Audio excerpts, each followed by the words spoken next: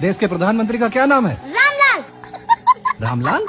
अरे मैं तुम्हारे बाप का नाम नहीं पूछ रहा, देश के प्रधानमंत्री का नाम पूछ रहा हूँ। तुम्हें कक्षा 5 में किसने पहुँचाया? अभी मैं नाम कटवाता हूँ तुम्हारा। कैसे काटेंगे? मैं तो पढ़ता ही नहीं था, मैं तो भैंस चरा रहा था।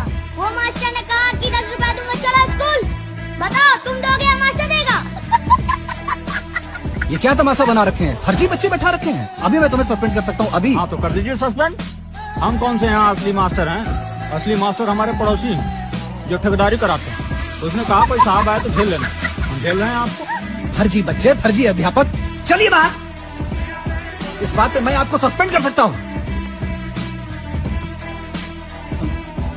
सर, असली हेडमास्टर तो मैं हूँ नहीं। असली हेडमास्टर मेरे बड़े भैया हैं, वो खेतों बुआई कराने गए हैं। उन्होंने कहा था कि कोई अधिकारी आएंगे तो उनका सम्मान कर दीजिएगा। लीजिए सर। रिश्वत दे रहे हो? आज बच गए।